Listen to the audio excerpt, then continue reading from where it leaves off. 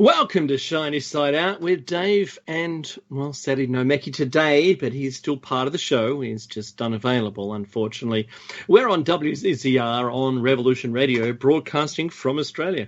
We're in the chat room right now on the station's website, so chat with us while we're on air. And also, you can see the links we share during the show. This is show number 457. Now, if Mackie were here, he would say 750 and 400. Revolution Radio is online, it's on air, and there's an app, so you can listen from anywhere, or you can listen at home on a Grace tabletop digital radio. If you missed Solaris's show earlier, she was doing a Cyber Witch Cafe with Nish, talking about the winter solstice and dark winter. Very good show. I caught about the last half, so I was very pleased with being able to do that. Normally I'm flat out and busy and kids and things and running work and, But not today. Today was actually pretty cool. And, I should listen more often on my app when I'm driving. I used to do that on the train. In fact, I stumbled upon Revolution Radio via a YouTube clip, and then I found it took me a lot of clips to get a slide deck that had Revolution Radio in it because people weren't mentioning it back in the olden days. And then I caught a slide deck, then found a show that I liked, and it was This Blue Monkey, Angela, and so now we're friends, and I called in, but back then I called in, and I remember Nighthawk basically giving me a show, and I thought that was fantastic, and I thank him even today, and forever I will thank him for this opportunity. Will he forever rest in peace, and our beloved station owner. I think Liz's birthday is happy birthday, Liz, by the way. Look, the station's archives are, and I think you can still get in for free. There's a Patreon that's being set up right now. So check out Solaris's shows, our shows, and all the other host shows on Revolution Radio, freedomslabs.com. And subscribe, and look, or you can purchase some merch to support the station. It's all about supporting the station. So if you like anything that we say, Mackie and I, or any other hosts, Solaris and all of the others, you need to provide some proof of that like, if you can. Don't just hit like. Don't just comment, because most comments are negative. If you can, spare $1, $5, or just buy something, buy some merch. That's what you need to do. It's so easy.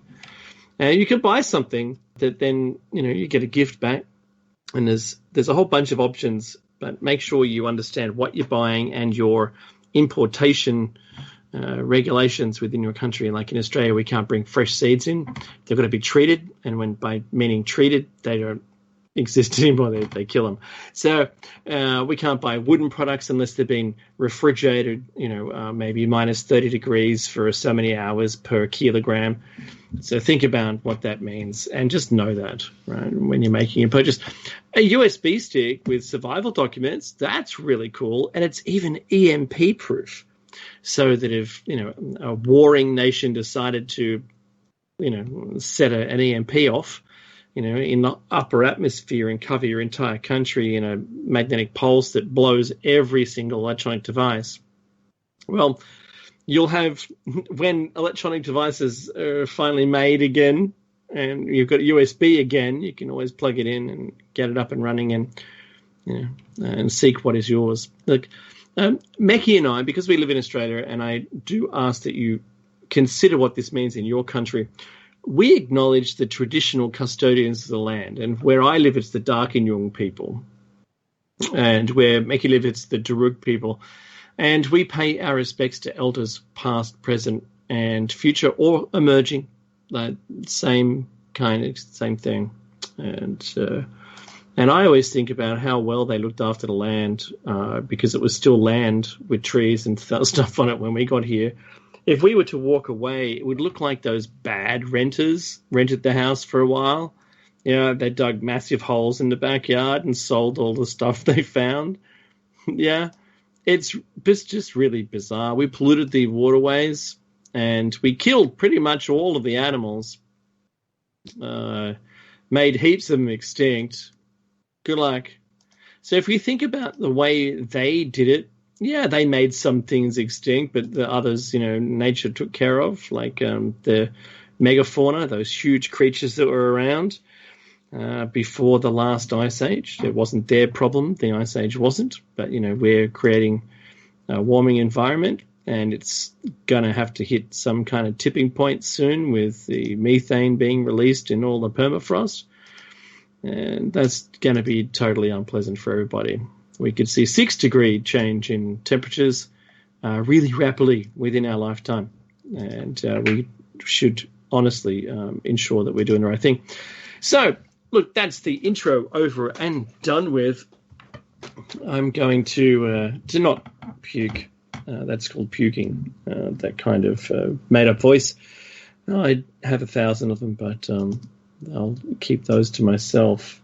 Now, I can't do the live stream for today for some reason, and it was giving me grief about multiple accounts being logged in, but I can't see that anywhere. So I'm just doing a local recording, and I'll upload it after the show, and I'll still do 2. So this is the news section. Normally, the second half of the show, the second hour, is normally the show topic. Since Mecky's not here, I'm going to run a roundtable the whole time.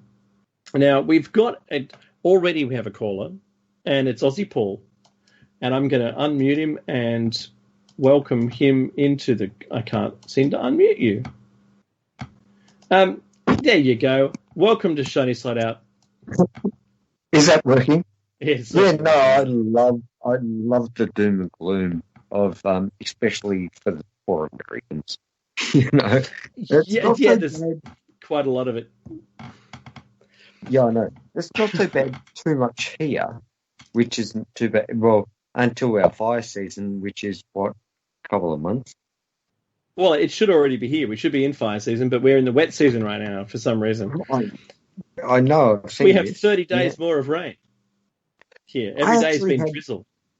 10 centimetres hailstones that just burst out of nowhere. Right, it was sunny, and it just went rain, and that was it. 5 minutes and it's over. Well, 10 centimetre hail is pretty significant. That'll bust through a roof tile. Exactly. Yeah.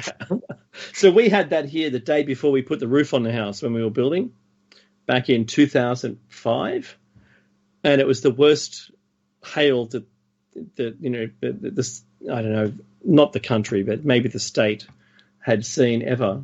And the hail was so large that it basically just it tore through a brand new car yard, like of new cars.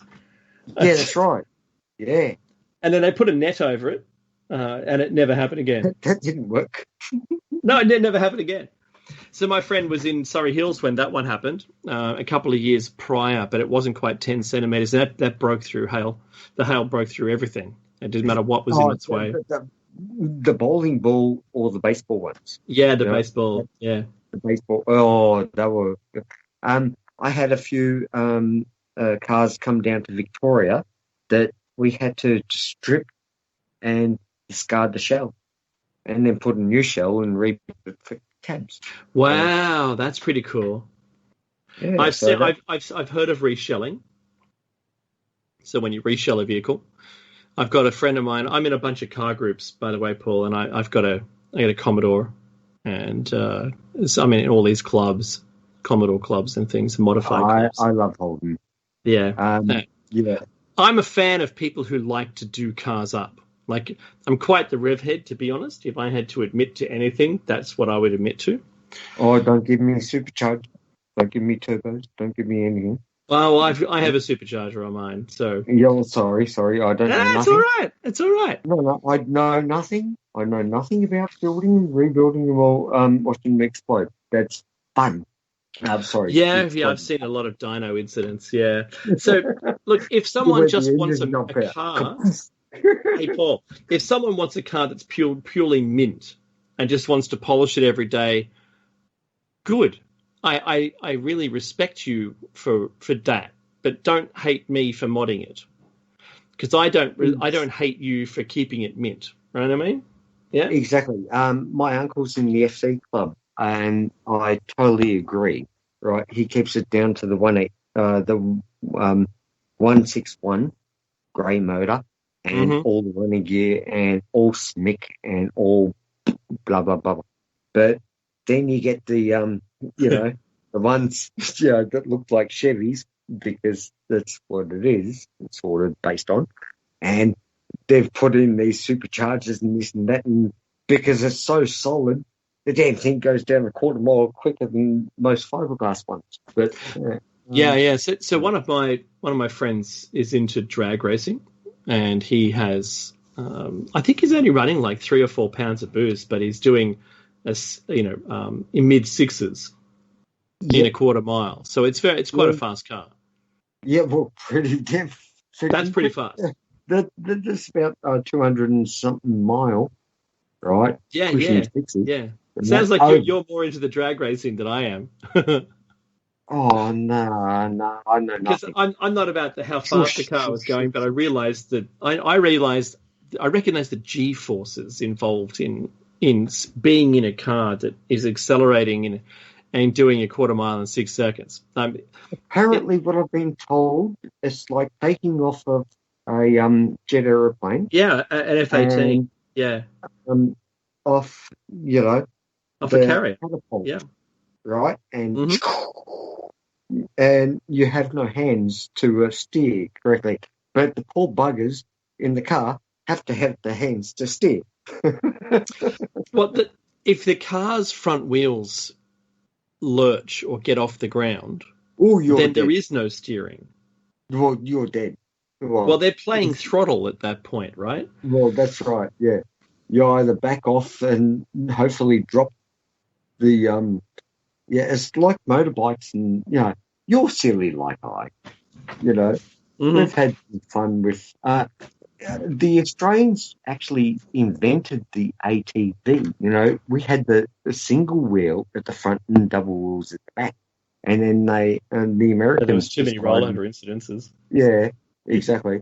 Then the Americans decided, oh yeah, let's put and also the Australians, but I'm not too sure which one went first, but it's either one.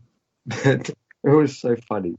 Um, yeah, So we end up with quad bikes, and we're still seeing rollover incidences because if you have too much weight on the back, or you lean backwards, or you're going up too steep a hill, not you compensating don't for lean the towards the angle, hill it'll still roll on you, and it's 100 exactly. kilos, it'll crush you. So It hurts. it's still very dangerous. Hey, Paul, I want to cover off some of the news items that I've got, and Okay, true. yeah, so the items that I have is the virus itself. Then I've got a vaccine topic, so I've got them here, and a quick chat about the US election, just about what I know so far. And you're welcome to chime in at any time, right? And Yep. also Australia's China relations, which is let's say tentative, is where I'm at the moment. It's probably icy. I think icy is probably the way I describe it. But I'll get firstly I'll get straight into the virus itself, and I've been graphing this thing. Wow, since I think the earliest on my graphs is January 20 was when I started graphing the virus transmission across across the planet. So it started obviously in China. I started graphing them, and they went a little exponential, and they sort of tapered off about 8,000 or so, and then it's only been a slow incline, and they're really nearly at 10,000, like 9,800 something, right? And disappointingly, it's been. I think their numbers have, probably been suppressed a little. So it's a bit of concern. However, having said that, we're seeing some enormous spikes in total infection changes recently, which look to be where they've done a bunch of testing in a single country, which is adding to these spikes. So one of them was like Turkey that did 1.3 million tests and published those solutions. Otherwise, the deaths are also increasing, and the daily change that the total active patients is increasing. And at no point here is there a decline as a total decline in the total amount of infected. There isn't. And there's not a decline in the daily new changes. So this total infection change is an amount per day. And, at the least it was, 230,000 recently. And at the most it was, what's that, 2 million because of that peak. So we're seeing it rise, and it keeps rising, and at no point at all is there any change. So if I look at the top 12 countries here, the USA, India, Brazil, Russia, France, UK, Turkey, Italy, Spain, Argentina, Germany, and Colombia, the top three are all, from 7, 10, and 17 million. And basically 1, 2, 3, 4, 5, 6 of the top 12, half of them are showing like exponential growth. And it really has to be controlled. There's got to be some controls put in place. Otherwise, and I'll get to this, the problem's going to be that the vaccine will be too little too late, with so many people already, like 10% or more of the population already having come in contact with it. You can get reinfected by it, so maybe that's going to be a thing. But the only thing the vaccine does is it doesn't stop it from infecting you, and it doesn't stop you from becoming contagious. All it does is prevent you from having serious side effects. That's it. That's so. Effectively, everyone has to get vaccinated, and everyone has to have come in contact with the virus, because you will eventually come in contact with the virus. And then when everyone has it's come and gone, since it won't be virulent anymore enough to affect anyone, we can just go about our lives. But to be able to vaccinate everybody with so many people in front of you in the queue, for instance, maybe I think in England they decided they had 30 types of people that were categorized, and if you answer a simple questionnaire, you can then go and understand it'll provide you your place in the queue. So are you 30th in the groups of people, which will mean you're 2 years away? Are you a frontline worker? I'm Jewish. No, I'm Jewish. I'm Jewish. What I don't need a vaccine. You're killing your mother. So if you happen to be a frontline worker, then you will be first in the queue.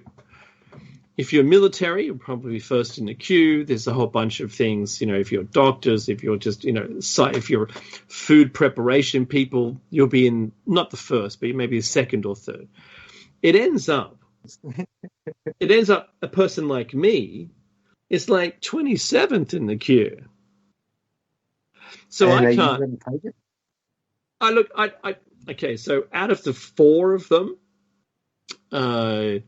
I prefer personally not to have the AstraZeneca one.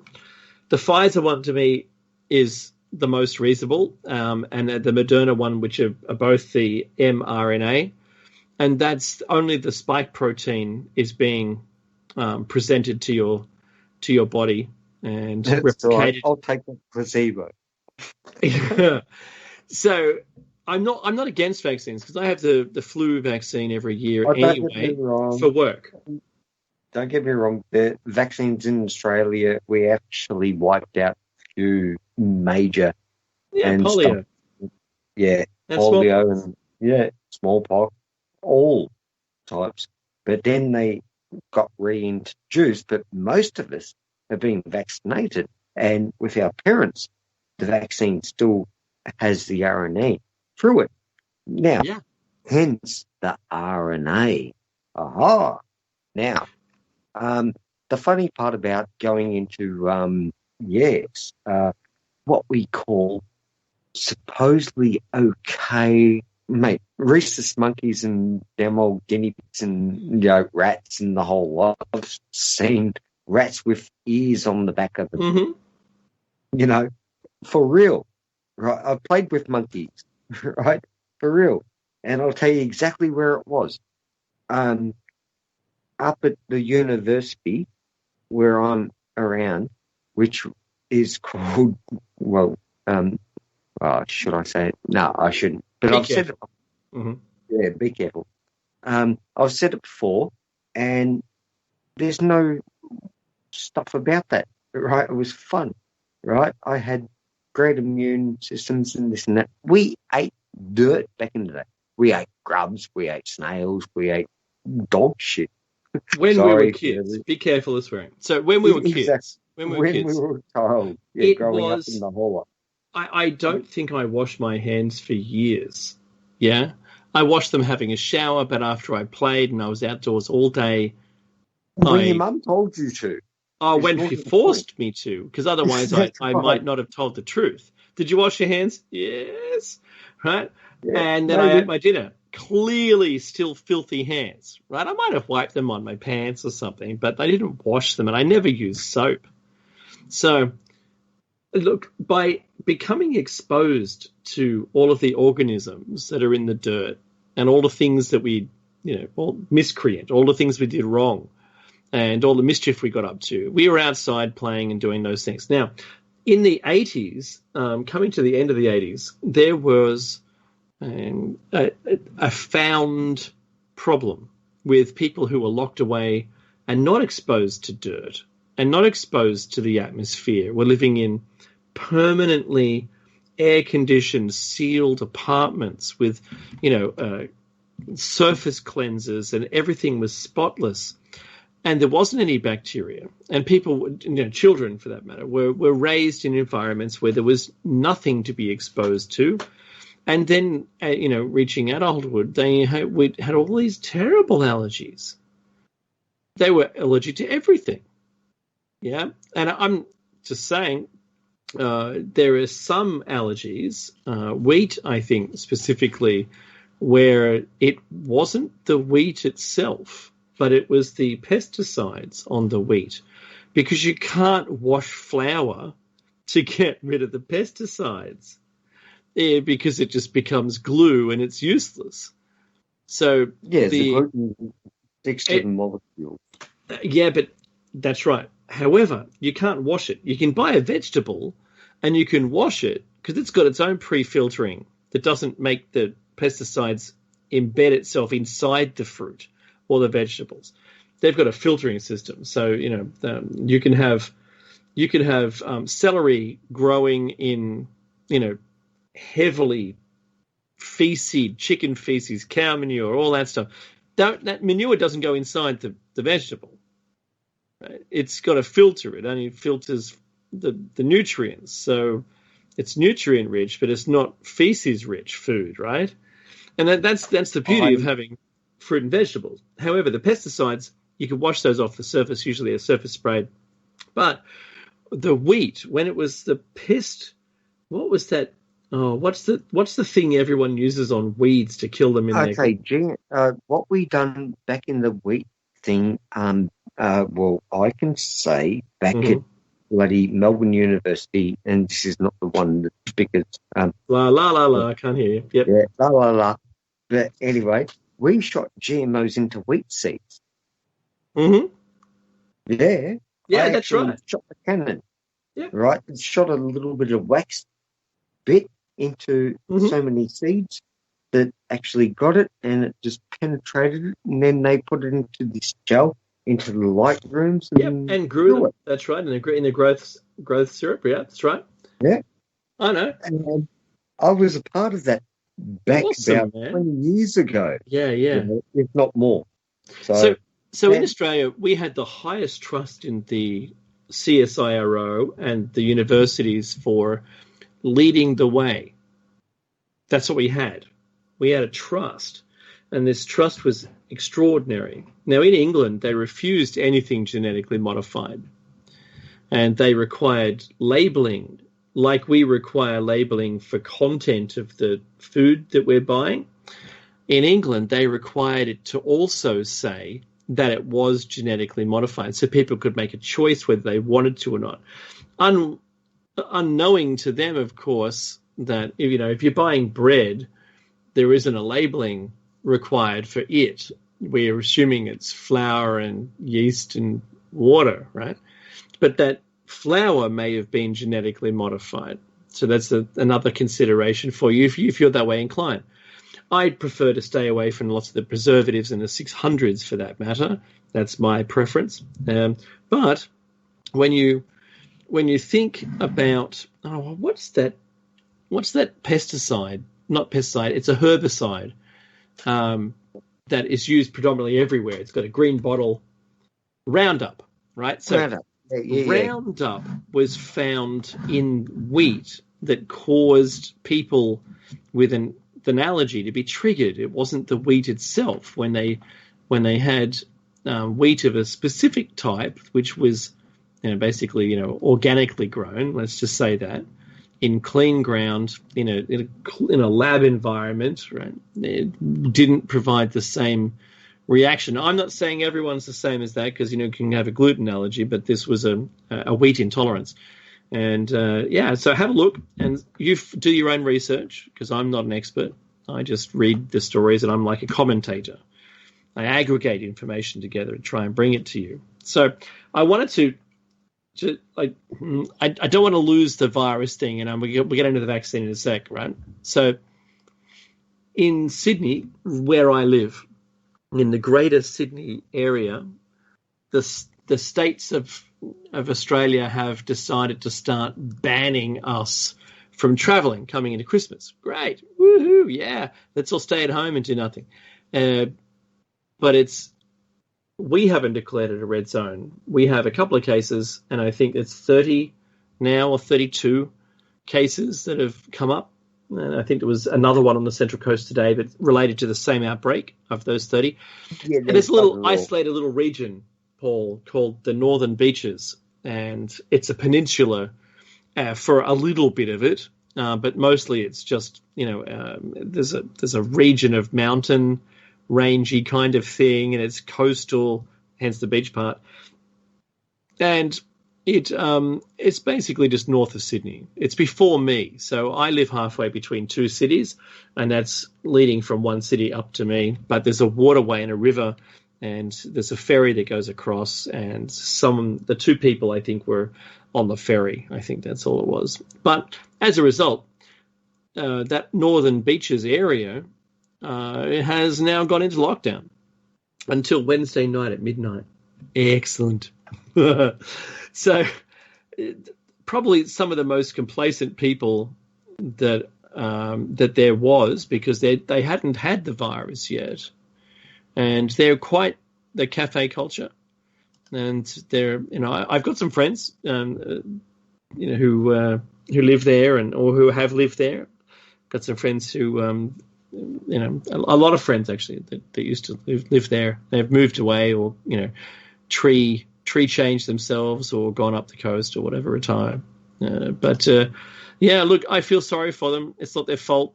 But there was a live event, and it looks like the dancing and the singing out loud to the person playing the music, like not like a cover band, but the musos will go around singing other people's songs at pubs and clubs, and they're so famous, man. Everyone loves to sing them, right?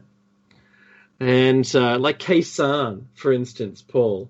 I bet you and I have belted out a good Khe-Sanh in our past. Oh, don't buttons me, mate. The moon. But anyway, I hear you. That's a yes. So, our government in New South Wales, our state government, has been playing whack-a-mole. That's where the game where the moles pop up out of the holes and you've got to hit them with a hammer, right? Like a padded hammer in it. It's a video arcade game, trying to squash these little outbreaks. Now, this is in the pursuit of elimination. because running an elimination strategy, while it's tiresome to start and it might have interruptions, a lot of intervention throughout the course of this 2 years at least before we can all get a vaccine, it's the only way to keep it down, to try and keep the death toll down. I think that's where they're at, and trying to keep the economy up as much as possible. The US has less of that, just putting social distancing in with optional masks or maybe mandatory masks. Yeah, that's a way of dealing with it. But at the moment, the US has over 7.5 million confirmed cases of the virus. And what it's really done now, it's basically restricted travel and required everyone to go and get some COVID tests to try and track it. And we've got some good teams working on the tracking, tracing to find out where it's come from, but they still haven't found patient zero. And it does appear so far through the testing, the DNA testing of the virus, RNA testing, I suppose, it's an RNA strand, that it comes from the USA strain, the one that's currently prevalent in the US as compared to all the others. Now, there's a global database which, Paul and I, certainly Mackie and I, no one else has access to unless you're medical. But they do have some tracing graphs where you can discover the path of each one of them. So as they're being found, it's alive. It's pretty cool. But it does look like there was a flight attendant return flight from the US where there was at least one person infected who was supposed to be in isolation, but may have, not blaming them, the story is that they may have snuck out and infected someone else with it, I suppose, right? I don't know. I can't tell you. This is only a rumor, and it's not confirmed. So wait for the news to see where we find patient zero. However, already, Paul, can you believe this? That toilet paper is already sold out in some stores. And where I live on the Central Coast, we've got 2 confirmed cases who are in isolation, and we're not under lockdown, but still the stores are empty. And the Premier asked them to not panic buy. I think that's what triggered it. Don't panic buy. Oh, she said panic buy. So I'm going to go off and panic buy all the toilet paper because I don't want to have to end up looking like a Karen and wrestling with someone for a roll of toilet paper. Yeah, it's TP Gate again. Toilet paper. My God. Come on, share it, please. That's right. Hand over the toilet paper. It's mine. I'll buy a roll, $10. Yeah, good luck. Yeah. I'll give you $100 for the roll, right? So, we saw last time eBay selling, or people on eBay selling toilet rolls for just crazy prices. That's their bag. If some person of undisclosed intelligence or interest or money wants to pay $1,000 for a roll of toilet paper, who's to stop them? Good luck with that. Why stop them? Honestly, let them buy it because it's only going to last so long. It was like Mackie. It was like Paul when we had a power outage, and it lasted a week, and they were using generators at the shops just to keep some freezers open where only very few of the freezers could operate. Okay. And what the funny thing was I saw a guy wheeling back a trolley full of frozen pizzas back to his trailer park trailer, because that's completely opposite the shops, right? So it's one street they've got to cross and they're at their home, right? Which is great. And there was, how was he going to eat them all at once? Because I think the time to eat, because he had no power, was they were optimal because he couldn't cook them. There was no cooking the pizzas, and there was no refrigerating them, and it was buy it and eat them. And he must have 30 pizzas in his shopping trolley. Unless he co-opted, unless he was buying for the whole community in the trailer park. I'm not sure. But when I drove past, man, and I just had a big grin at my face because I just thought, you can't eat those.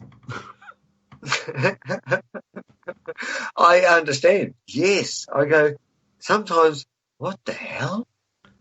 You know? I've seen a guy walk around with a paper bag and a bottle, right? Occasionally. He's a nice fellow. I give him a wave. Yeah. I'm not elitist, right? I don't care how you live as long as you live nicely, right? Yeah, sorry. Leave the CIA out of this. Apparently he's talking into his bottle. Yeah, that was medicine. He was just self-medicating. That's all he was doing. It's against the law to drink in public, and that's why a bottle shop where you can buy a bottle of alcohol will put it into a brown paper bag, which is the shape of the bottle, pretty much, right?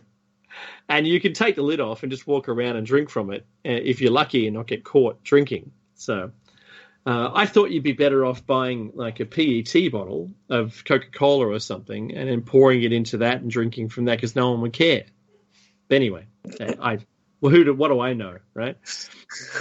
Leave my old man out of this. You've described it perfectly, but you missed out a couple of people. He actually went with millionaires to piss them off, and he was only under a millionaire. So, Harry would like to join in. If you could bring in Harry Springfield. Yeah, cool. Hang on a sec. I'll see if I've got him. Otherwise, let me see. Pardon me, everyone. I do have him, so I'll pop him in, and I'll say add, and I'm as soon as I can see him finally join. Anytime. Anyway, so look, while he's still kind of joining, the talked about the vaccine, right? So the UK vaccine deployment is in full swing, though the Medicines and Healthcare Products Regulatory Agency in Britain has issued a warning for people with allergies not to use the Pfizer vaccine, by the way. Just there you go. I'm not using that one either. Yep. Both of them, I'm going to find an excuse not to use them. Yeah. Because I don't wish to. I'll wait 2 or 3 years to 5 years and see what happens. Well, it depends on how long this queue is. Yeah. Well, I'm at the end of the queue all damn time, and I want it to be that way. It does remind me of Joke being at the end of the queue. Yeah. There was a guy who was at the end of the queue, and he always for his whole life, and his mate said, "Look, why don't you join the army? Because everyone gets catered for there. You don't have to worry about a thing. You just join the army, done, right?" And it's like, yeah, cool. Did that. So I'll join the army, he says, and they said the first thing you need is a uniform, so he joins the end of the queue for the uniforms. Everybody else gets a uniform, and when he gets there, he says, "I'd like my uniform, please." He goes, "Look, we're out of uniforms. You just have to go plain clothes." And he goes, "Yeah, sure, right, yeah, no dramas." He goes, "But you have to go to the knife tent next, because the knife tent's in the next one in the queue." So you go, and he ends up joining the end of the queue with that as well. Everybody else gets a knife, and when he says, "May I have my knife, please?" they say, "No, you're just going to have to say stab, stab." Okay. I know this one. So he's okay, right? And then they said, "You'll have to go onto the gun tent." Now, the same thing happens at the gun tent. When he gets to the person, there's no more guns left, and they said, "You just have to go bang, bang." Just say bang, bang. That's all you have to say, and everyone knows you're firing a gun. Okay, cool. And they go, but you have to go to the bazooka tent. You know, okay, I'll go to the bazooka tent. So he trundles off, and he ends up, once again, being told there aren't any more bazookas. And you'll just have to say bazooka, bazooka. And this joke it sounds stupid, but it's actually funny. So right at that time, all the sirens go off, and everyone's bundled into planes and sent off to war straight away. And they're landed and they're briefed, and the enemy is about to run over the hill towards them. And his battalion storms into the path of the oncoming people, and he looks ahead and says, well, this would be a great opportunity to use my bazooka. So he says, bazooka, bazooka. And the guy he's trying to shoot at keeps walking. And he goes, whoa. And he gets close enough to be able to use his gun. And he goes, well, I'd use my gun now, because the guy's close. I'd probably get a good shot first go. And he goes, bang, bang. And the guy keeps walking. And he goes, oh, and he's fumbling around. And he goes, oh, that's right, I've got a knife. I got a knife. I'm going to use the knife. And the guy gets so close, and he does the motion. He says, stab, stab. And then the guy runs him over. And you hear the guy saying, tank, tank, tank. Oh, tough crowd. Or was it just a lousy joke? As I'm a tank. I'm a tank. Yeah, I'm a tank. You know that joke. Yes. Very few people know that joke. And when I tell them, they usually hit me. You usually get king hit by someone going, you can just stop talking now. That's enough. So oddly enough, yeah, the virus and the vaccines in England, they're talking about a new strain that's even more virulent. Like heaps virulent. Now they say just clearly this is what we knew in January. I've got a timeline of all these facts when they came out. Just talking is enough to spread the virus to the person near you. And so, face masks and lockdowns and no Christmas, says the Prime Minister of England. Christmas is off this year, he said. What? Like, this keeps leading me down this path of being more sure every day that the New World Order. I'm on my bicycle. I'm on my soapbox. The New World Order, the Great Reset, that show topic Mickey and I are talking about. This even a religious leader. There was a guy I posted. If you're friends with me on Facebook, you'd see the things I post.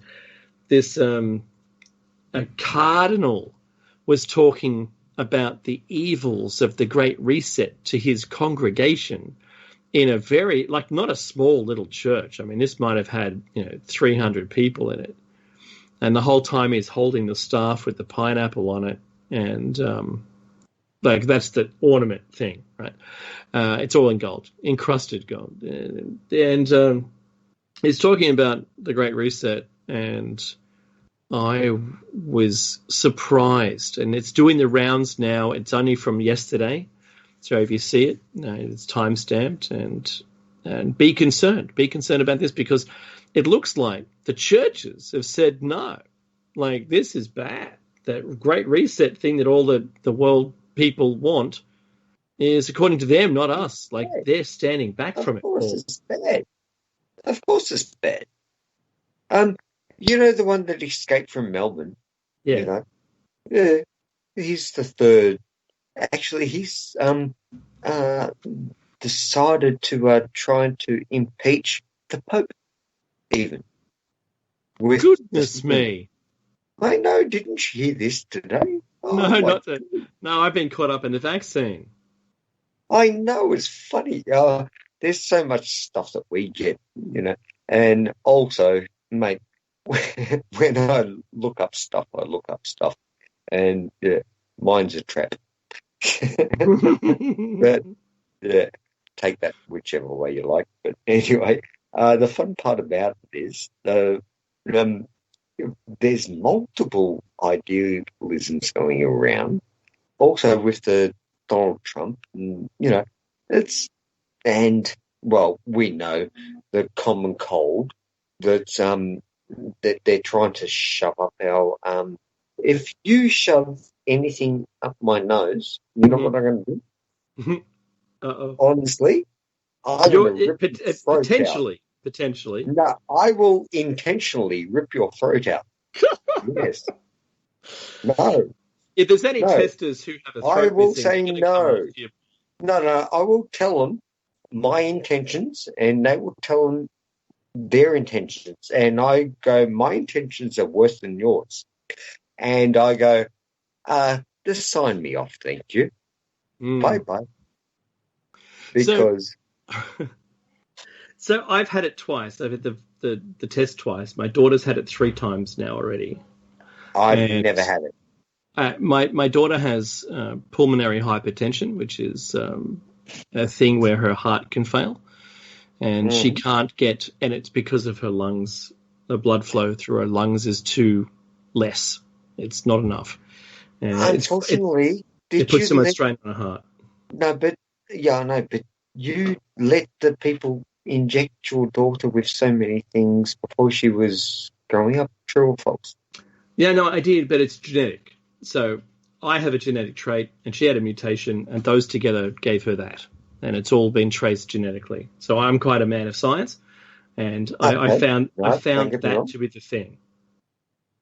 It wasn't that we became modified by something. No, clear. I was trying to preempt you. I'm not picking on you on that one. No, don't get me wrong. There's a genetic trait. This and that. I've got people who have fainted. One of my sisters actually has cerebral palsy through one father. Yeah. I feel for them. Yeah. And all the people who know her. Hey, there we have. Hey, Harry, welcome to Shiny Side Out. Thanks, Dave. You're welcome, buddy. Yeah, sorry about that before. I had a hysterectomy with Skype there for a moment. Well, you seem to have recovered. Usually rebooting a machine. Yeah, and I was updating at the same time. Apparently. Oh, no, that's the pits. Yeah, so I was going, what's going on? Anyway. That's okay. I went to enter an online race. I raced in the online V8 supercars, by the way, and I came 9th out of 126, I think it was, last season. I'm doing all right. Yeah, and congratulations. I was having problems joining one of the sessions, the races. And tomorrow night, Monday night, is Bathurst for the opening season for 2021 for us in the online. And it's one of my favorite races. And if you don't know where it is, look it up because it's a fantastic race. Great race. Probably the best in the world. You bugger. Yeah, bugger. But I got a story. That lines up with Harry's, and that is that I went to restart my machine because I couldn't get into the game, and then about 45 minutes later, after the race had finished, my machine came back from applying all the updates. Oh no! It was a full Windows update too. So before I was running the beta version of Windows. Yeah. And I was in that testing program, and now I've just abandoned it. Just forget it. It's not going to happen. I saw all the tools we're going to get in about 3 years' time. So I did something more Irish than the Irish the other night. What was that? I went to the Drunken Poet, which is a pub in Melbourne, right? Mm-hmm. And it's an open mic, and I haven't I was busting to get out there and say something, and play a tune or something, or say a bit of poetry as well, I found out. And anyway, so I booked a room in the city and everything, and I went down there, pulled up, and I was going to drop off my conga drum before, so be carrying it as well as the guitar and other stuff. Mm-hmm. And I walk in there, and she goes, little Irish voices, "Have you booked?" I go, "Nah." She goes, and just looked at me, and I go, "I'm just here for the open mic, They all across the bar, and she goes, "It's not happening until January." Oh, no. Yeah, hilarious. I like the open mic. Have you booked? Yeah.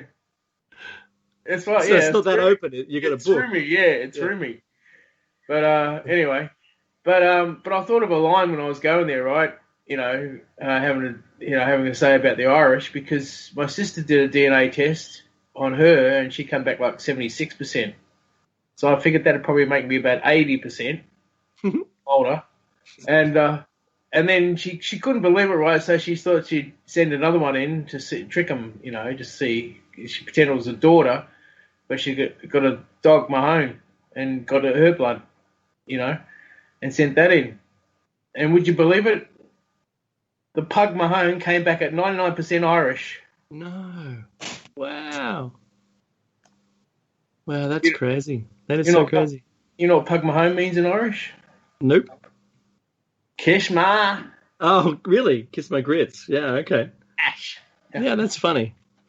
Anyway, that's what I was thinking of. Anyway, so sorry about that. A bit of anyone to Irish out there, it's like top of the morning to you. Top of the morning to you. That's what it is.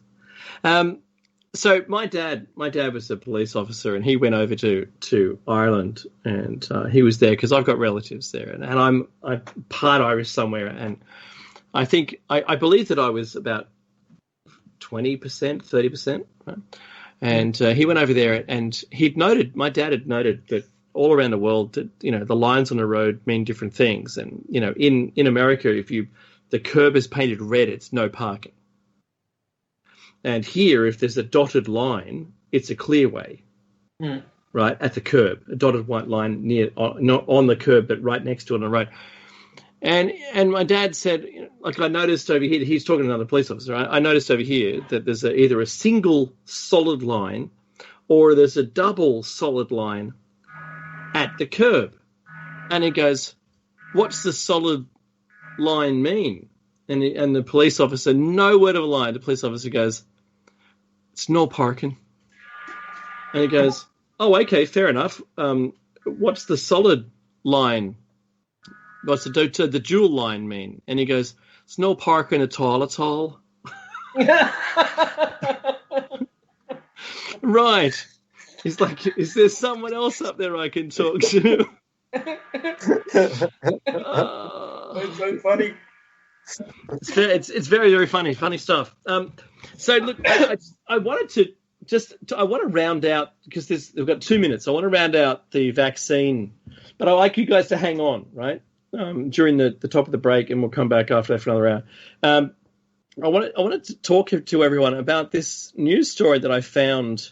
There was a live thing going on with the vaccine in America, and there was this nurse called Tiffany Dover. Her name has been released, and the story says a Tennessee nurse faints live on TV after receiving the vaccine. Tiffany Dover fainted 20 minutes after the vaccine was administered. 15, 20 is different stories. She fainted while being interviewed. It sparked an uproar on social media. They should have shown her recovery, but they didn't.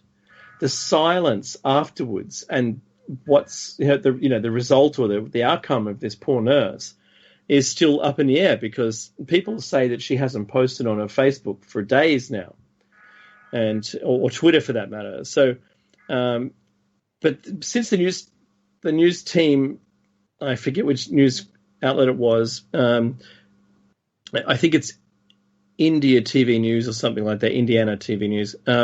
They didn't follow up the story, so they dropped it like it was hot. And they just left it alone. And when there's an absence in communication, people will fill the void with communication. So I think their big mistake was not to follow it up. And they've sort of buzzed it off, going, she faints all the time. And they're quoting, it's not her talking, but they're quoting her like she's talking. I've got this thing, it just makes me faint. But when she's about to faint, she didn't say, oh, hang on, that thing is coming, I've got to lie down. She went, oh, I feel really weird. I feel dizzy. And then she passes out. And there's the music for the break. We'll see you shortly after the break. And take the time to donate and, maybe have a toilet break too. All the aches. See you shortly. This is David making shiny side out of freedomslips.com.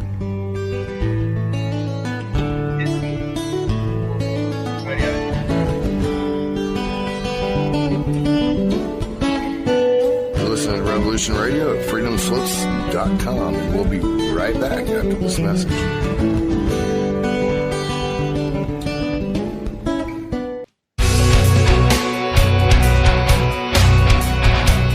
right. Thanks for listening while we took that short break here at Revolution Radio, freedomslips.com. And yeah, we're going to get back to your host.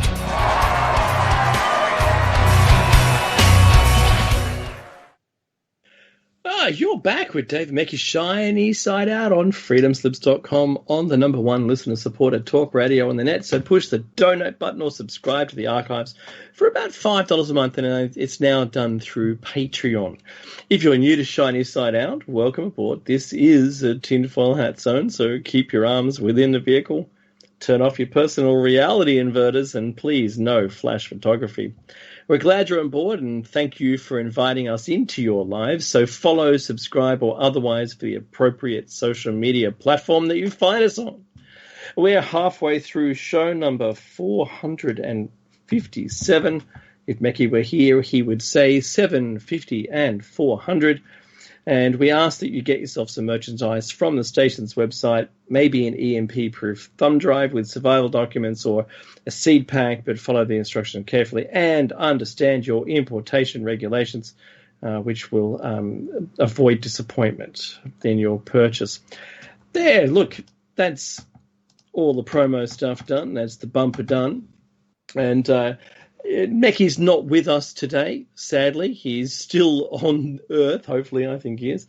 He's in the midst of a family gathering celebration for Christmas, just in case, and they called it early, I believe, in case we all go back into lockdown, and then that's the end of that again. So, hopefully I can go back to my ISO beard, which I got pretty long. I haven't had the video camera working actually on my PC or during the show for quite a long time. So you're probably glad you didn't see that. I look like, I don't know, Grizzly Adams. It was something else. But, I don't put anyone to shame. Far out. No, I've seen people with much better beards than me. I do grow a good beard, and it's very thick, and it just becomes too unbearably itchy after a long time. I think it was like 6 months, and I won the contest at work, by the way, for growing a beard. So I'm pretty happy. Now, yeah, that's really cool, Harry. Is that only Harry is showing me his ISO beard. I think it might be ISO beard. If he nods, I'll know. Yeah, it is, and yeah, it's quite good. Wow. I still can't hear you though. I don't know why. I think you might. Are you muted? Yeah, I think you're muted. Yeah, what I'm going to do is I'm going to grow it down like this, down to a little pull thing, so I can make a Jedi mask. Oh, that's cool. I like the outside of that. Okay, so look, there's two topics. So with us on this roundtable in Mecky's absence today is Harry and Aussie Paul. And we've just been basically chatting about the normal kind of things that we add every week and some news items. But really, it's not news today. I'll bring some news items in there, but we're welcome to talk about anything really that comes up. And if it springs to mind, it springs to mind, and just help and add in to it. But the first thing I want to talk about is the US election. Now, it's not over. We haven't gotten to the point of Biden being stood in. He's still elect, but it looks as though that title, I think there's something really interesting happened this week, and it was that Biden has ceased the read-in. So when you're read into something, that's a term, like an intelligence term, for being included into knowing. And he still had a number of, like, he had the military guy and some foreign relations guy and some all these roles. I noticed they were all men, but that's the only reason I'm saying that. And they announced that they were going to pause the read-in until after the break. Was there a break? I don't know. Why not? Surely it's not going to take hours. Just go, here's the two briefcases. Here's the aliens briefcase. And here's the military one. You don't need to know anything else. You've got advisors for that. But you really should know about these. Right? if you mention disclosure, your family is dead. I don't know what they carry on about. I don't think I'll ever be the leader of a country. I certainly don't want the job. And although I tell you, Maggie and I, when we first started this show, we considered making a political party, and then realized that he can't be prime minister because he wasn't born in this country, and that should be a rule for every country, by the way. And I realized that I wasn't really that kind of person that wanted to do that. Those career politicians that they'll say yes upwards and yes to the people, and then say no downward. There's something really weird about that. And then all of their ideas and everything aren't theirs. You find out it's all the advisors and they really know nothing, and they're just basically a puppet for a whole bunch of maybe deep state kind of operations in the Westminster system that we live in. If you've ever watched Yes Prime Minister or Yes Minister, it was always Humphrey and all of his plans that were always being undertaken. And it wasn't plan of the Prime Minister. It was our little it was our window, man, wasn't it, into the deep state? Yeah, exactly. Especially through the European scale, not the American scale, because they don't realise that. But yes, we do. Back in the day, you and I are similar ages, so wahoo, we already worked that one out. Well, it was plainly obvious. They wrote it into a comedy show, but it was really quite the documentary on the way things ran. So because of all the things that I've been witnessing, they've halted the read-in for Biden. That's big news. That goes hand in hand with what has been researched recently about the possibility of martial law being called only in the states where voting needs to be done again, as a military-controlled venture to prevent dissidents. So that's something quite something. So I noticed, I think, was it Michigan or something? One of the counties in Michigan has already gone from Biden to Trump when they recounted. They found all of these problems with the votes, and Trump's won that one, which is really interesting, because if they happen to do the same thing everywhere, maybe he might win the election.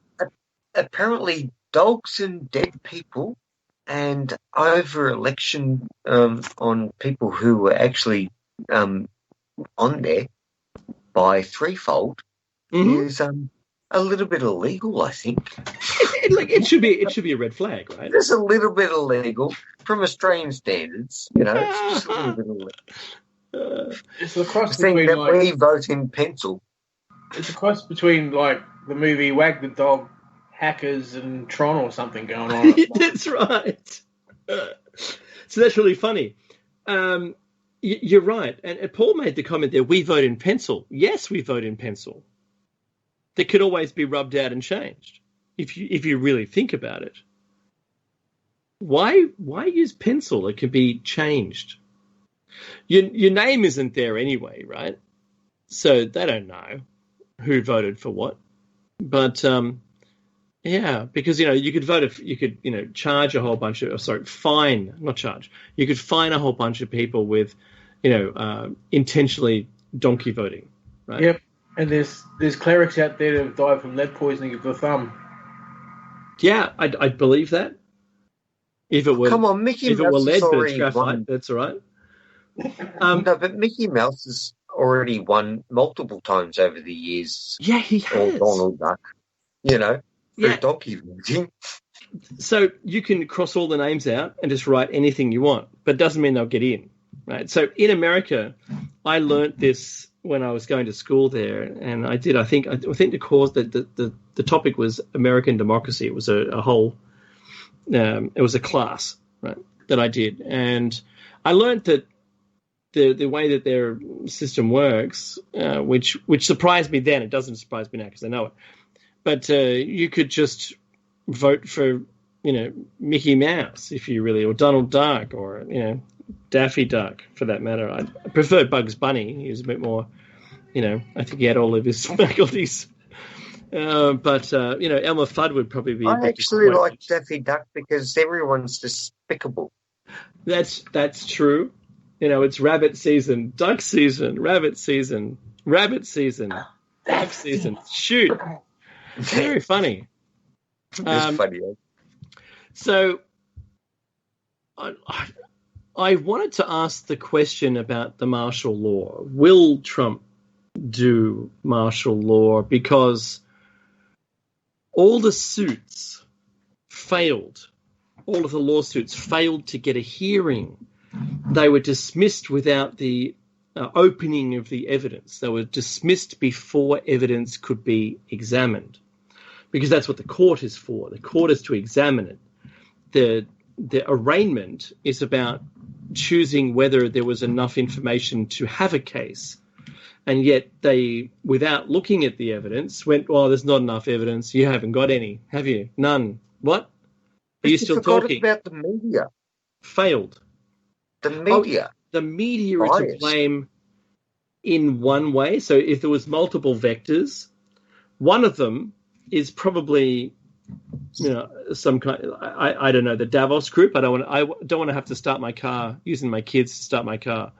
So I'm going to be careful. I want to say there are groups in the world that are involved in this Great Reset plan, which is the Davos group, and that's what our other show is talking about, which, if you were up against them, you would not survive. I'm not saying they execute you. I say, they accident you. Sort of like the CIA and all the three-letter agencies that could just make you disappear in the desert if you live in the US. There's things that they do. And I know the whole world is crawling with assassins, waiting for work, waiting for their phone to ring for the next job. Works. Yeah, it's called Wet Works back in the day. There you go. So, see, I know that this stuff exists. And I know that, those hostage swaps, when they have prisoner swaps from country to country, I know that what they are, there is just, we've collected a bunch of our people, and I want our people back. But not just regular people off the street. These are assets that they want back. And they collect enough. When they get enough points, they can trade in the open market. They can trade their people for the other people that they've got quite captured. And it's basically like a prisoner return program. But these are three-letter agency assets, which aren't declared. And you won't hear that in the media, but that's just what happens. Yeah, like that lady that came back to Australia. Just the other week, right? Yeah. Yeah. And we had to trade heaps for that. Like prisoners, murderers, terrorists and things. We had a lot. Of course. Yeah, we're so our politics are, what can we call our politics? My golly gosh. Kindergarten. Preschool. Yeah, that's it's Fabian and all things. But, that all comes from that, the Franks, the Franking Jews, the Jews, Frankism, when they had that change in their belief systems. They believed through the Kabbalah, there's no evil, right? You've got the left hand of God, which is the sinister hand. Torah with the Kabbalah influence. And what happened is that so good becomes bad and bad becomes good. And this happened through the 19th century and 20th century, this whole movement. And this is what you're seeing with the media. This is what you're seeing with the, the likes of the people being taken out, like Epstein and Weinstein and all these other people. Are being exposed. It's just the tip of the iceberg. It's completely. It's nothing compared to the subservient markets. Exposed or taken out? There's difference. I was with this lady in Brisbane, and she was telling me she was part of the international BDSM scene, right? Mm-hmm. And she was telling me stuff about, like executives, from Mitsubishi and all the other things going to these places, like the high, and politicians, and she's telling me the whole lowdown. Yeah.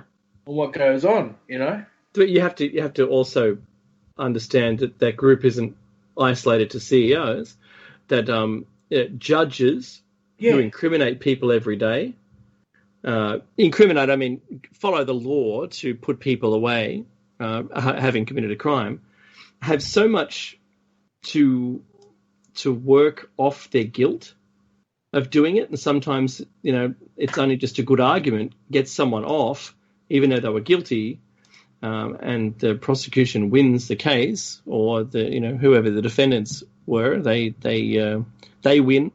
But for whatever reason, it makes them uptight, and they need to be shackled and put into deprivation chambers, and that's right. and dealt with by the whole industry that's there. That's what she was telling me. Okay, now are we going to university? It's one of the oldest professions in the world, right? Yeah, if not the oldest.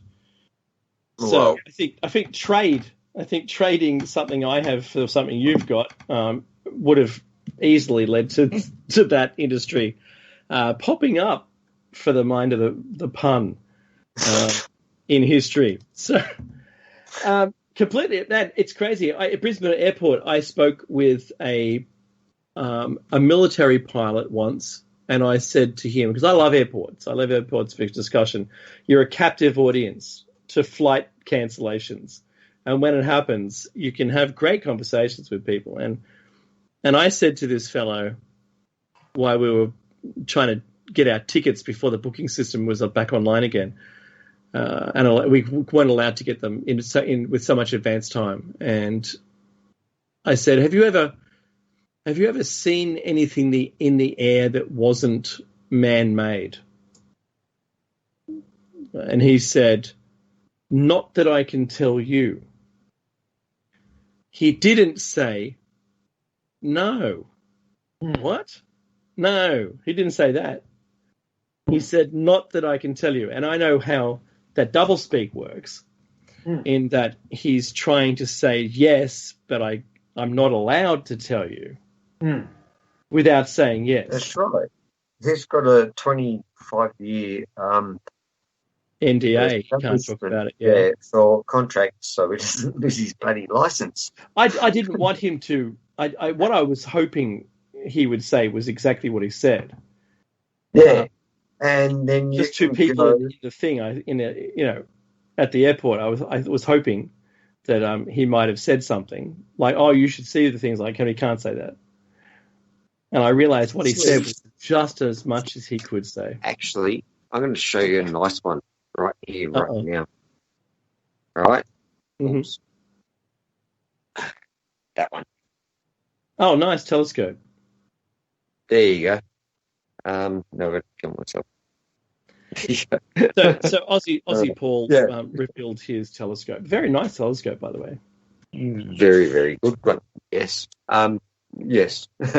We're played with American people all around the world, and even a few others.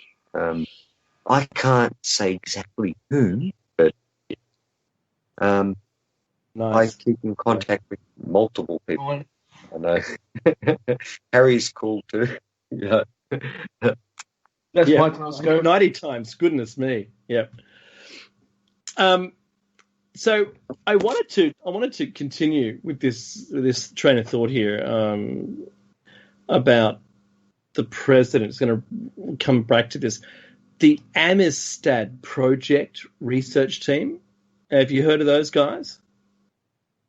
Well, they've been looking into the prior election, and since then has put together a case now and has even more evidence. I mean, it's enough to prove that, for instance, the platform, the social media platform, they followed the money and found that the largest one with the white F on the blue circle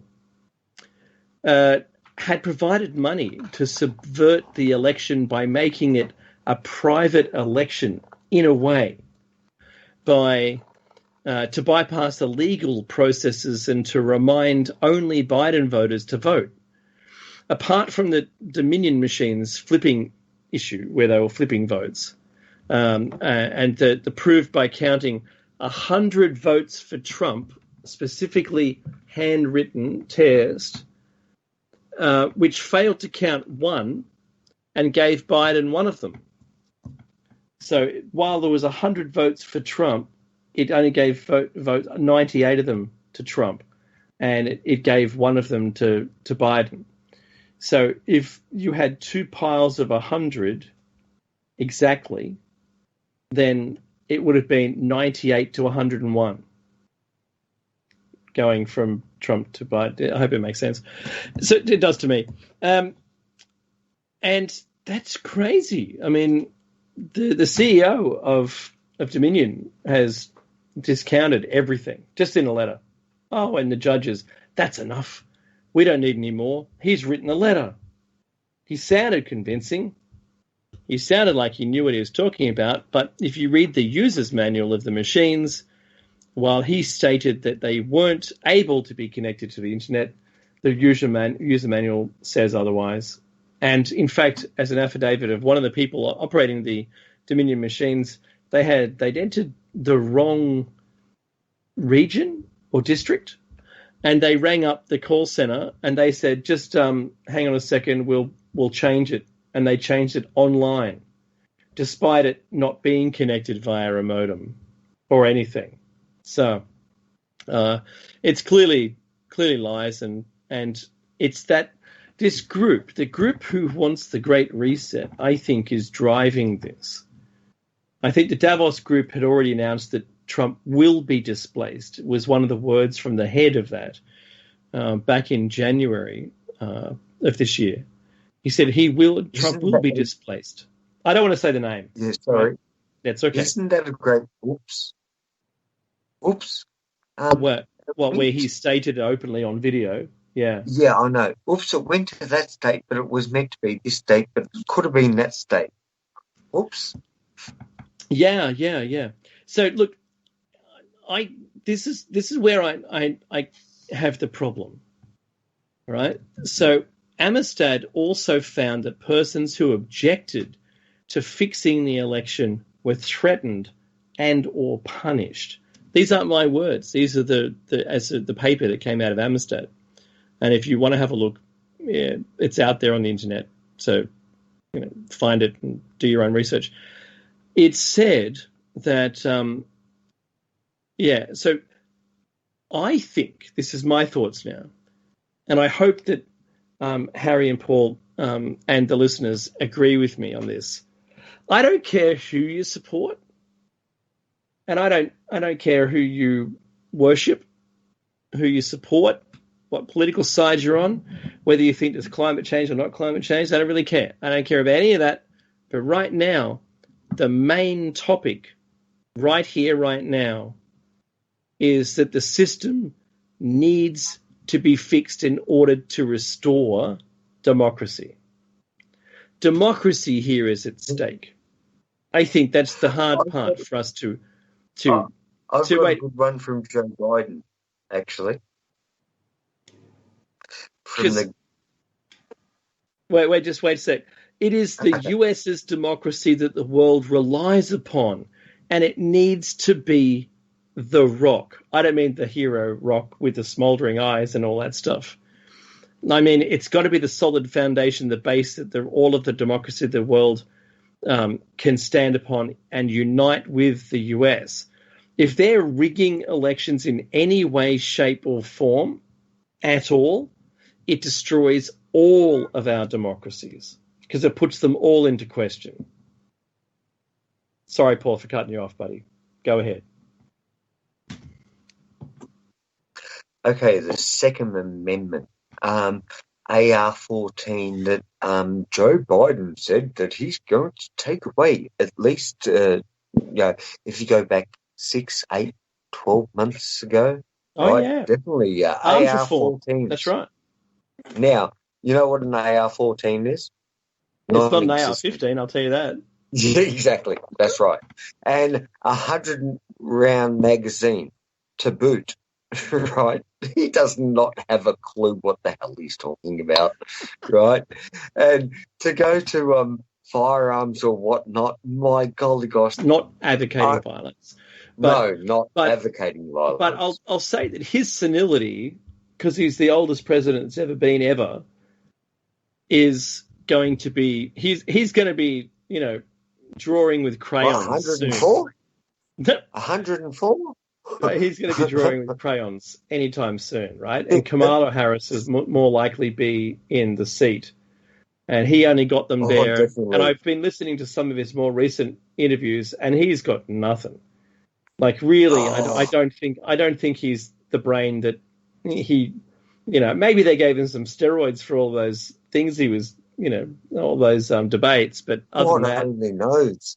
Yeah, with stuff that said, Joe, say this, otherwise you get zapped. There's actually, Well, it's the vitamins. Yeah, sure it is, Joe. Yeah, sure.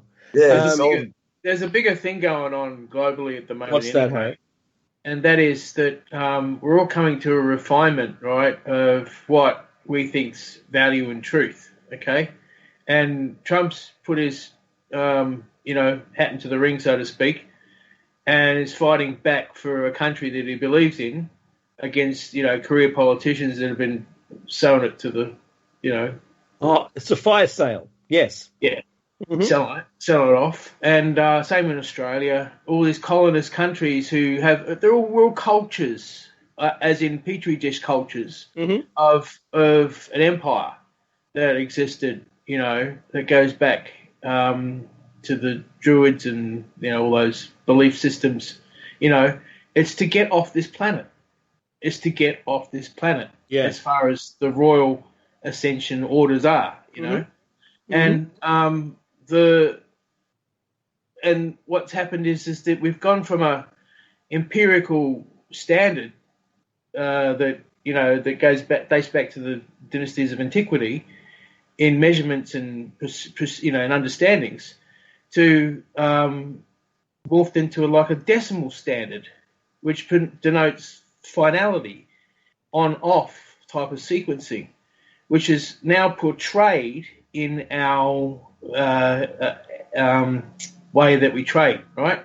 So, and it also helped us build the technology that we have. But we're still trying to push this on-off sequencing rule of thumb, so to speak, as the ultimate way forward, when it's not. The old way is the old way forward. So, say it right. For the Americans, it's the war way. No, I'm talking about the measurements and standards of applying. No, that's the Australian way. Okay, yeah, cool. It's breaking down the currency system. The reset should be more one that we're not running by a decimal, because we have to put inflation there to compensate for its shortcomings. It falls in on itself. Well, so the Great Reset encompasses a lot of the living wage with a digital currency. And there isn't a true currency. It's a one world currency, and you're just given a card and you can spend it whatever you want, right? Whatever. And this new way of living, you don't commute to work, everything's work from home, and you live in a village and you don't travel anywhere. And at some point you will sign over all of your assets and you own nothing and you're going to be happy. You will own nothing and you will be happy is the catchphrase for the Great Reset. They want us to live like we're in lockdown for the rest of our lives. Yes, that's right. Yeah, they've done that a few times, actually. So they keep practicing this lockdown on us until we're used to it. Yep. Yeah, and it'll be in sequences. It'll be in blotches and spatches. Like an amoeba affecting, something infecting a larger body of things. It'll happen over here. It'll turn over there. Mm-hmm. And this is that's what they're playing at. We can all see the game that they're playing, right? But there needs to come a consciousness where there's this realization that the ancient things the ancient ways have an understanding that need to come forward. In other words, the indigenous nations need to have a forum within the World Health Organization or the United Nations as nations themselves. Yes. Well, what about talk to your peace officers or law enforcement people? Right? No, it's not about addressing at that level, because it needs to come at the grassroots, right? Which is the indigenous. I understand that, but after that, we still have to do these people always and bring them into the fact. Because they're not bad people, they're people. Yeah, but the leadership, the policy enforcers are policy enforcers of a governance, right? I understand, but deal with middlemen. People, if you take off the uniform, we're all children of God, all right? But if you inform them and you tell them the reasons why, they might have a second opinion. So therefore, Yeah, well, but the direction. Now, this is what the American people, and well, even we have, discussions on reasons why, how it should happen. But the fun part about it is the way it happens is talking. Well, yeah, I know. Look, as far as I'm concerned, the alchemy of nanotechnology, which is apparent now, it's obvious. This is the system that we're going to be applied in design, whichever way. Okay. Should treat the Earth and not humans who exist on the Earth as number one priority. It's like, they have no idea of moving forward, because if you look at it as something to support the natural world, not the economic world. That's the thing. Exactly, I agree with this. Catch. And this is what I'm talking about, the empirical standards versus the decimal point standard. Because the decimal point standard is the economic world, right? It doesn't mean jack shit when your water's turned to, dust. I know. So, but the empirical standards of ancient, like Egyptian foot or whatever,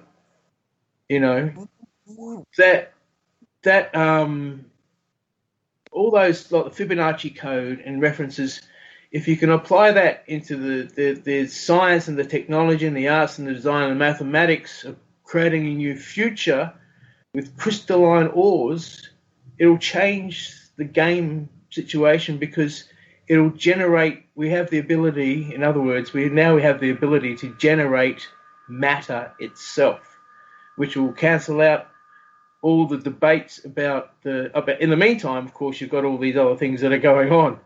But there is a brighter future ahead. But everyone's fighting for a voice, like Trump's fighting for a voice of his nation at the moment. There are people in Australia doing the same thing. I think there's the Gap Party or something that are trying to do stuff with the Indigenous people here, and there's other bits and pieces going off. And tomorrow is very important for Australia, because there's a lot of Indigenous elders meeting at Uluru as well. Yeah, that's right. That's happening right now, actually. And I've got some friends at Uluru right now, because they predicted that this is the beginning of the portal. Mm-hmm. This is the beginning of humanity changing, and they're absolutely correct. But this is the time. This is when it's happening, and we're here. We're living it. We're part of it. And have you noticed, guys, on the call? Have you noticed how much of a distraction everything is right now from what's truly going on behind the scenes? Probably more so than any time that I've ever been alive. Is this? It's like you're watching a magician on stage. I know. I've been to the hospitals over the corona and this and that multiple times. Like at least 16 times over the corona thing. Don't get me wrong, I'm okay. I won't die yet. But the fun part about it is, everyone goes, no, it's basically just the flu, And when it first started, they were all worried, right? Because, don't get me wrong, because they're the first people on standby. So, and then it went further and further and further. 1 year later,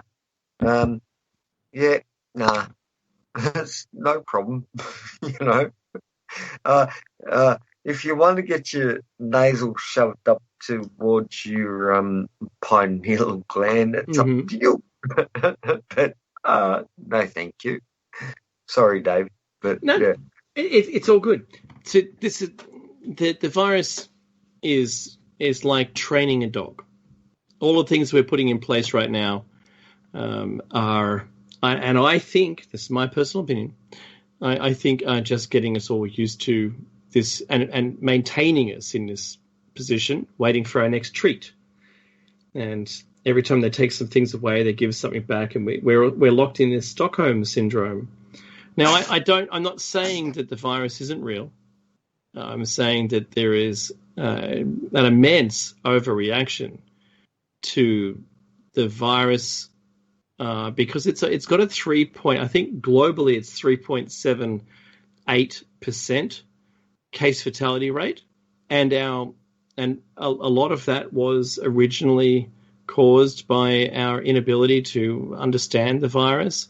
Now we have some treatments, not all of them, and I'm not saying they're all effective because they're not all effective. And there's a lot of people who are seriously impacted by it, even fatally impacted by the virus. I'm not saying it doesn't happen. I'm saying it's real. But to have done what we've to have done what we've done to our economies without there being a true blame game, and I'm going somewhere with this. The blame game, which I think Donald Trump, who is like you said, Harry, isn't a career politician. He is a businessman. How you like him or not, it's different.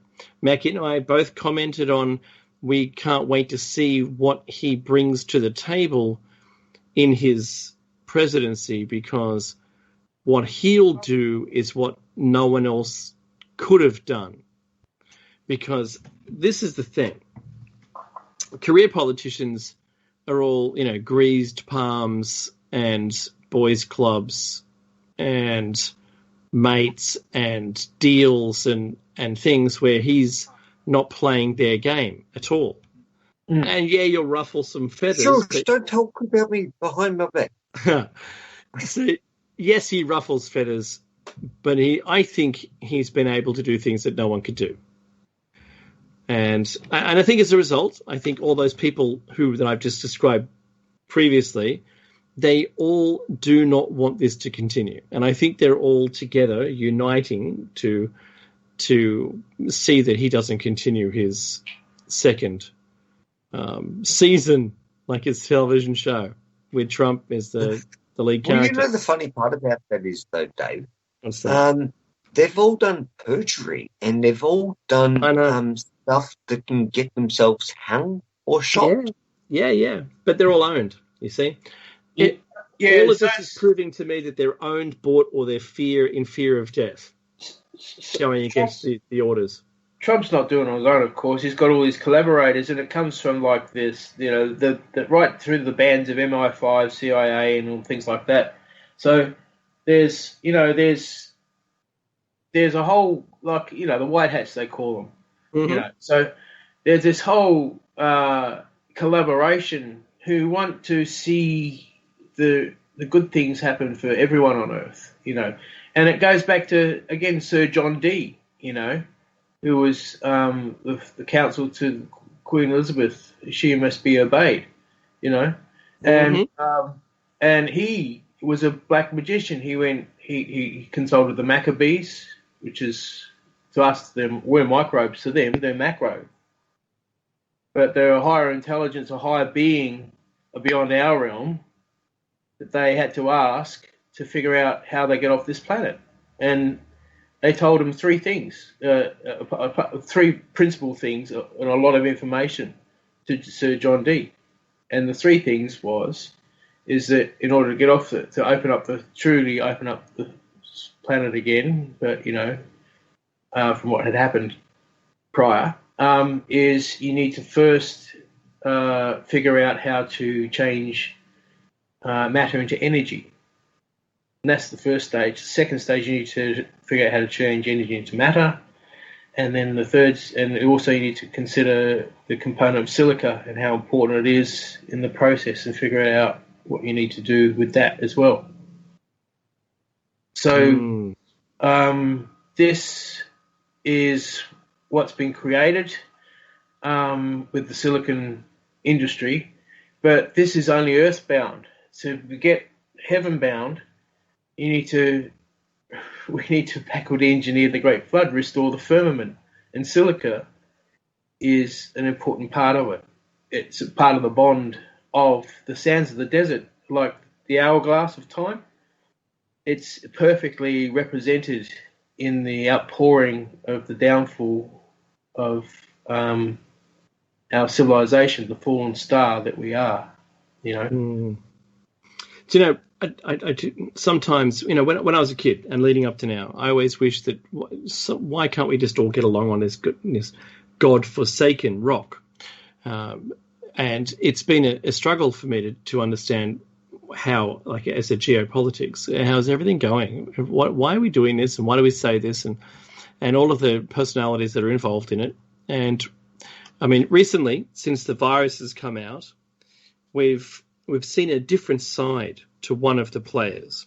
And the next story, and this is the head of China relations, the next story is quite disappointing, I think. But it's showing, it's like the Eric Cartman of the group of international traders. Can I say one thing before yes, you play it? Anything you like. Ni hao ma. Yeah, ni hao ma. Yeah. Ni hao. Ni hao ma. Right. This is where they stole our Ford and Holden Industries and shipped it to China. Go for it. Yeah, so there's a whole bunch of tactics that China uses, and a couple of them are to buy, like, for instance, the Tasmanian, I think it's called Tasman milk, and they bought it, and then they basically sold the milk cheaper than anyone else could produce it. So they would get 100% of the market. And then the other producers went broke. And then they put their price back up to normal. They just crushed the industry, our own industry. But we let it happen because we let them sell it to a player who doesn't play, they don't play nice. Right? So China relations. China is in the grips of a very harsh winter. And in the north, specifically, there is power sharing right now, or power rationing. Yeah, I don't know what you want to call it more. I think rationing tells you that more than sharing. Sharing means you can have it for a little while, but those people need it for so we'll send it over there. So the government has asked its citizens not to turn on heaters until the temperature gets to below 2 degrees Celsius. Or if you're in America, that's 35.6 Fahrenheit. Like, that's 2 degrees above freezing. That's nuts. You just put some more clothes on, right? You don't have any power at all. We turn off power to your entire apartment complex to save money, because we haven't got enough coal. So this has come about because China has got upset with Australia and the rest of the world about our request to research the origin of the virus in Wuhan. And some people are calling it the CCP virus. And if you want, you can take the WHO's version. That's the World Health Organization's naming with their China influence. And it wasn't called the China virus. It was called SARS-CoV-2 virus. And everyone in the media misspeaks and calls it COVID-19 virus. Well, it isn't. COVID-19 is the disease that you present, sort of similar to HIV and AIDS. HIV is the virus and AIDS is the disease. It's got a D in it. Yeah, that's the disease component. Anyway, so since we've requested we get presence in China with to be able to research the origin of the virus in Wuhan, China has imposed huge tariffs, and they've banned Australian goods. And some of those goods are, only some, wine, barley, lobster, beef, and coal. I mean, currently the coal is sitting in container ships or in ships that are moored offshore off China in the eastern China Sea waiting to unload, but they've been there for 8 months. Yeah, I say move them. I say bring them to another client. Like sell them elsewhere. Bring them back home. Yep. And in our borders, and then we can bugger off up to wherever we like. Yep, I agree. No, you got to understand. Maritime law is maritime law, right? Well, if we're they taking don't this accept it after a certain amount of period, we take it back. Yeah, we should. Like you don't pay the invoice after 60 days or 90 days. It's ours back again, right? Yeah. Take it back. Yeah, so Australia is taking the issues to the WTO, the World Trade Organization. That's how we have to do it officially. And we keep moving closer. This is my comment. We keep moving closer to conflict with a nation that is so immature and self-absorbed, and they're destined to fail as a result. They think all of these actions are punishment, and because they're so self-centered and egotistical, that they're just going to win everything. And I think that I'm not, don't put me in diplomacy, right? But I think right now, we take the toys away from them and we put them in the corner to think about it. But I know that all they're going to do is build weaponry in the corner while they're there, and they're going to come back stronger and try to kill us all. Yeah, but we could say the same thing about Nauru, Exactly. Which country are you referring to? Yeah. Well, it's funny. Nauru, we put people there that were trying to find refuge, right? So we could assess them, not on Australian soil, because if they were on Australian soil, they would have legal representation to fight for them. But because they're housed, there's a Freudian slip. That's probably how they're cleaned. They're housed in Christmas Island or Nauru, offshore, with no Australian jurisdiction, so they can't have Australian legal representation. It's bloody rubbish because we own the bloody island. But they're still not sovereign Australian legal jurisdiction. So that's why they did it. What I'm trying to say is the treatment that they get is punishment as well. Completely punishment. Yeah. And it shouldn't be punishment for. And America's got a similar people island. trying to escape, a war torn or a turmoil or just persecution in your own country. Yeah, these are all valid reasons. Yeah. And America's got a similar island too. But what I'm trying to say is, we can look at the egotisticalness of our country in the way that we treat people.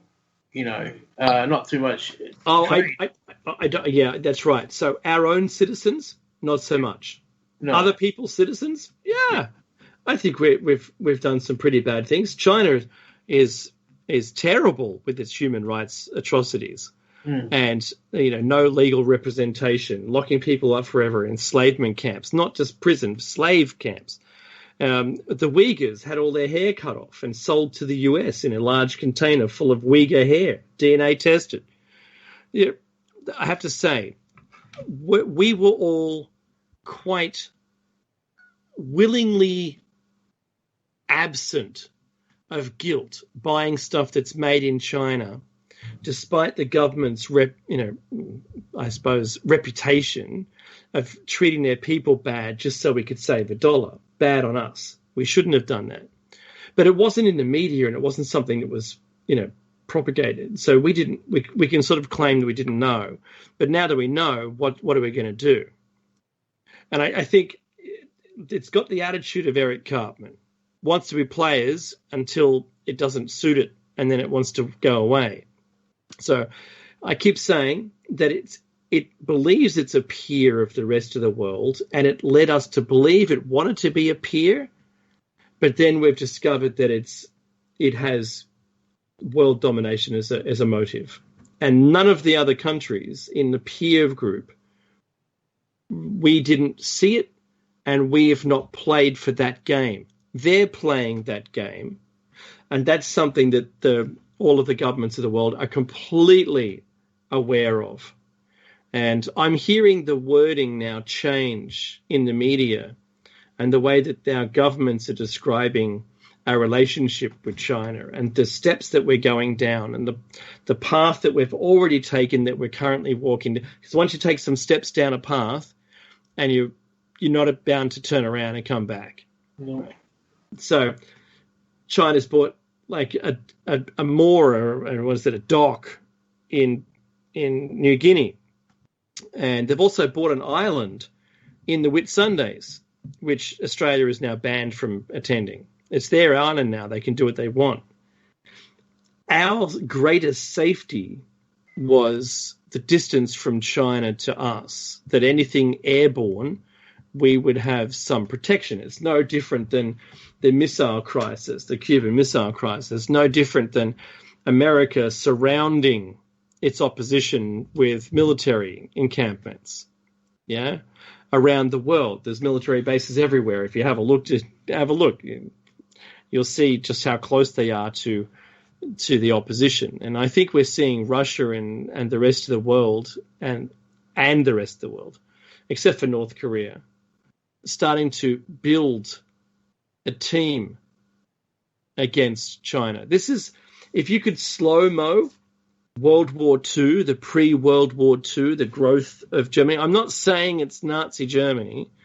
I'm not saying Nazis have anything to do, because I keep getting hate mail about this. What I'm saying is, if you could, like for like, this kind of build-up and the attitude flip, well, that's what we're seeing. I think China's being abrasive. I think they're being determined. And if you trend out what they're looking for, I think they're looking to rule the planet. And if their human rights abuses disappeared right now and they suddenly went golden and everything's fantastic and we'd want to join with them, great. But if they don't clean up their act, I think they're going to have some opposition. That's all I'm saying. And it's not my opposition. I'm not threatening anybody. I'm a commentator. I just, I'm looking at two teams on a playing field and making comments about them. And I really have a hard time. Guys, surely I'm not alone in this, right? If you look at the ancient history of Australia, pre-colonisation, China has been here for a long, long time. Chinese have visited this continent, right? You've got Chinatowns in every city, rural areas, rural cities across Australia. So there's always been that connection there. So as far as this bipartisan thing, there is no partisan about it. It is we're coming into an amalgamation, but it's an amalgamation not so much of government principles, but of what the world wants to see happen. You see, Chinese people are fine, because people are fine. I'm not talking about the people, so don't hate on any Chinese people. None. Don't hate on it. Their government is, at the moment, more the Mao Zedong, more his style of governing. And, Xi has voted himself in permanently. He just changed the rules, so he can't be voted out. He wants to be there till he dies. That's a little,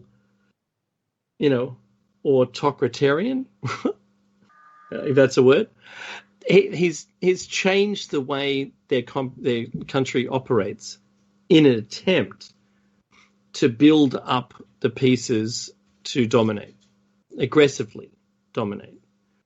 And if America wants to lose as democracy across the planet, it's kind of rolling all the stories up into one, wants to lose the top job to communism on the planet, good luck with that. I think if faced with choices, maybe we would want to turn our backs on China and give them the cold stare walking down the hallway. Not Chinese, but Chinese government. That from a country, a geopolitical arena, I think the sanctions we're going to see turn on. I think we're going to see massive tariffs. I think we're going to see the opportunity to buy cheap goods from China in the next year coming. I think we're going to all the countries of the world are probably going to be looking for some kind of, money in exchange for their economies being destroyed by the virus and having to get put in lockdown, where China was clearly saw that the virus spread across the planet as a result of its actions or inactions. Jailing a guy and shutting it up, and the guy that eventually died of the coronavirus. There's the music. Hey, guess what?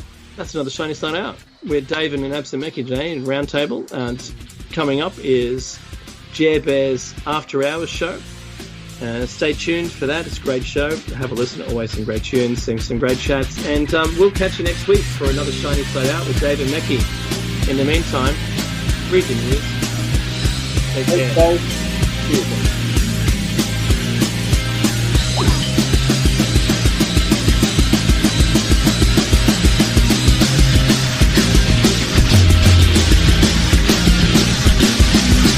Thank you for listening to Revolution Radio.